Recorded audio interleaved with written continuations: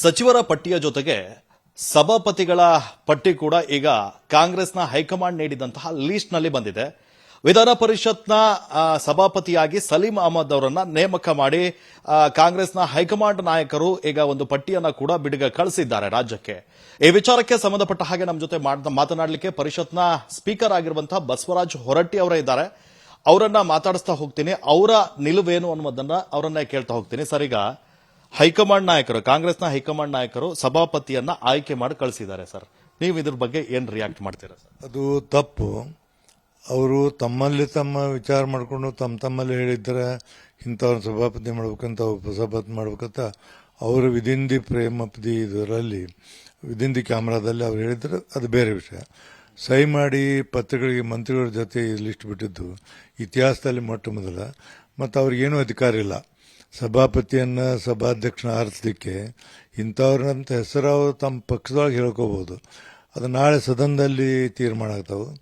ಸದನ supreme, ಅಸೆಂಬ್ಲಿಯಲ್ಲಿ ಸ್ಪೀಕರ್ನ ಆರಿಸ್ತಾರೆ, council ಸಭಾಪತಿ ಆರಿಸ್ತಾರೆ. ಅದು ಅವ್ರು ಹೇಳುವಂಥದ್ದು ಸರಿಯಾದ ಕ್ರಮ ಅಲ್ಲ. ಮಂತ್ರಿಗಳ ಬಗ್ಗೆ ಹೇಳ್ಬೋದು, ಬಟ್ ಸಭಾಪತಿಗಳ ಬಗ್ಗೆ ಸಭಾಧ್ಯಕ್ಷ ಬಗ್ಗೆ ಹೇಳುವಂಥದ್ದು ಎಲ್ಲೂ ಇಲ್ಲ. ಇವತ್ತು ಫಸ್ಟ್ ಇತಿಹಾಸದಾಗ ಮೊಟ್ಟ ಮೊದಲನೇ ಸರಿ ನಾನು ನೋಡಾಕತ್ತೀನಿ. ಇದು ಪದ್ಧತಿ ಅಲ್ಲ. ಅವರು ಅದನ್ನು ಮಾಡಿದ ಸರಿಯಾದ ಕ್ರಮ ಅಲ್ಲ ಅಂತ ಅನಿಸ್ತದೆ. ಸರ್, ಈಗ ತಮ್ಮ ಮುಂದಿನ ನಿಲುವೇನು ಅಂತ ಸರ್? ಈಗ 13ನೇ ತಾರೀಕಿಂದ ಸೆಷನ್ ಆರಂಭ ಆಗ್ತಾ ಇದೆ. ಈಗ ಮುಂದೆ ಯಾವ ನಿರ್ಧಾರವನ್ನ ಕೈಗೊಳ್ತೀರಾ ಅಂತ? ಅದೀಗ ಅವರು ನಮಗೆ ನೋಟಿಸ್ ಕೊಡಬೇಕು.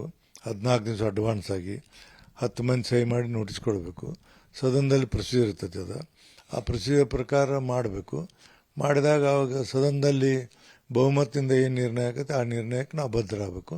ನಾನು ಅದಕ್ಕೆ ಬದ್ಧ ಆಗಲೇಬೇಕಾಗುತ್ತೆ. ಬಟ್ ಇಲ್ಲಿವರೆಗೆ ನಾವೇನಂದ್ರೆ ರಾಜೀನಾಮೆ ಕೊಡಂತಾರೆ, ಇದನ್ನು ಮಾಡ್ತಾರೆ, ಇದು ನಡೆದಿದೆಯಲ್ಲ. ಬಟ್ ನಾವು 4.5 ವರ್ಷವರೆಗೆ ಸಭಾಪತಿಯಾಗಿ ಕೆಲಸ ಮಾಡೀನಿ. ನನಗೆ ಭಾಳಷ್ಟು ಮಂದಿ ಸಹಕಾರ ಮಾಡ್ಯಾರ. ಆ ಸದನದಲ್ಲಿ ಅವರಿಗೆ ಕನಿಷ್ಠ ನಾವು ಕೃತಜ್ಞತೆ ಹೇಳುವಂಥದಕ್ಕೂ ನನಗೆ ಆಸ್ಪದ ಸಿಗಲಿಲ್ಲ ಅಂದರೆ ನಾನು ತಪ್ಪುಗಾರ ಹಾಕ್ತೀನಿ. ಅದರ ಸಲುವಾಗಿ 13ನೇ ತಾರೀಕಿನ ದಿವಸ ಸದನದಲ್ಲಿ ಹೋಗಿ ಅದನ್ನು ಸದನ ನಡೆಸಿ ನಾ ಎಲ್ಲ ಸದಸ್ಯರಿಗೆ ಕೃತಜ್ಞತೆ ಹೇಳಿ ಅವತ್ತು ಅವರು ನೋಟಿಸ್ ಕೊಟ್ಟರೆ ಆ ನೋಟಿಸಿಗೆ ಏನು ಕ್ರಮ ತಗೋಬೇಕನ್ನೋ ತಗೊಳ್ತೀನಿ. ಸರ್, ಈಗ ಅವಿಶ್ವಾಸ ನಿರ್ಣಯ ಮಂಡನೆ ಮಾಡಬೇಕು ಅಂತ ನಿರ್ಧಾರ ಮಾಡ್ಕೊಂಡಿದ್ದಾರೆ ಅಂತ ಒಂದಿಷ್ಟು ಚರ್ಚೆಗಳು. ಸಭಾಪತಿ ವಿಚಾರದಲ್ಲಿ ಇದು ಬೇಕಾಗಿತ್ತಾ ಅಂತ ಸರ್? ಬೇಡಾಗಿತ್ತು ಇದು. ಯಾಕಂದ್ರೆ ಯಾರಾದರೂ ಸಭಾಪತಿ ಆಗೋದಲ್ಲೇ ಸಭಾಪತಿ ಕುಂತು ಕೆಲಸ ಮಾಡ್ತಿರ್ತಾರೆ, ಯಾರು ಬಂದರೂ ಅಷ್ಟೇ. ಅವರು ಇದು ಫಸ್ಟ್ ಟೈಮ್ ಇದು ಸಭಾಪತಿ ಇದ್ದದ್ದು ಪಿರಿಯಡ್ ಮುಗಿದಾಗ ಮಾಡ್ತಾರೆ. ನಮ್ದು ಇನ್ನೂ ಪಿರಿಯಡ್ ಐತಿ, ಇನ್ನೂ 1 ವರ್ಷ 11 ತಿಂಗಳು ಐತಿ. ಮತ್ತು ಅದನ್ನು ಪದ್ಧತಿ ಇರ್ತೈತಿ. ಇದು ಬೇಕಾಗಿದ್ದಿದ್ದಿಲ್ಲ. ಈಗ ಅನವಶ್ಯಕವಾಗಿ ಇದನ್ನು ಒಂದು ಹೊಸ ಪದ್ಧತಿಯನ್ನು ಕ್ರಿಯೇಟ್ ಮಾಡಿದಂಗೆ ಆಗಿದೆ. ಸರ್, ಇಷ್ಟೊಂದು ತರಾತುರಿ ಯಾಕೆ ಅಂತ ಸರ್? ಅದು ಅವ್ರಿಗೆ ಗೊತ್ತು, ನನಗೂ ಗೊತ್ತಿಲ್ಲ ತರಾತುರಿ ಯಾಕೆ ಅಂತ ತಿಳ್ಕೊಂಡೇಳಿ. ಅದು ತರಾತುರಿ ಮಾಡುವಂಥ ಅವಶ್ಯಕತೆ ಸಭಾಪತಿಗೆ ಬರುವುದೇ ಇಲ್ಲ. ಅದು ಯಾಕೆ ಈಗಲ್ಲೇ ಅಸೆಂಬ್ಲಿಯಲ್ಲಿ ರಾಜೀನಾಮೆ ಕೊಟ್ಟವ್ರೆ ಅಲ್ಲಿ ಬರ್ತಿದೆ, ಅಲ್ಲಿ ಚುನಾವಣೆ ಮಾಡಬೇಕು ಚರ್ಚೆ. ಬಟ್ ನಮ್ಮಲ್ಲಿ ಏನು ಖಾಲಿನ ಜಾಗನ ಖಾಲಿ ಇಲ್ಲಲ್ರಿ. ಈಗ ಉಪಾಧ್ಯಕ್ಷ ಖಾಲಿ ಐತಿ, ಅದನ್ನು ಉಪಾಧ್ಯಕ್ಷ ಇದ್ರ ಪದ್ಧತಿ ಪ್ರಕಾರ ಆರಿಸ್ಬೇಕು.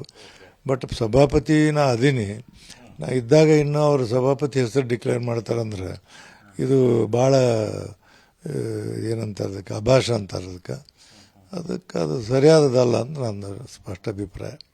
ಸರ್, ಈಗ ಸಭಾಪತಿನ ಕಾಂಗ್ರೆಸ್ನ ಹೈಕಮಾಂಡ್ ಆಯ್ಕೆ ಮಾಡಿ ಕಳಿಸಿದ್ದಾರೆ. ಈಗ ನೀವು ಆಯ್ಕೆ ಆಗಿರೋದು ಪರಿಷತ್ನ ಸದಸ್ಯರ ಓಟಿನ ಆಧಾರದ ಮೇಲೆ. ಈಗ ಯಾರಾದರೂ ಪರಿಷತ್ನ ಸದಸ್ಯರ ಜೊತೆ ನೀವು ಮಾತಾಡಿದ್ರಾ ಅಂತ ಸರ್? ಮಾತಾಡಿ ನಮ್ಮ ಚಲವಾಜಿ ನಾರಾಯಣ ಸ್ವಾಮಿ ಅವರು ಕೂಡ, CT ರವಿ ಅವರು ಕೂಡ, ಆಮೇಲೆ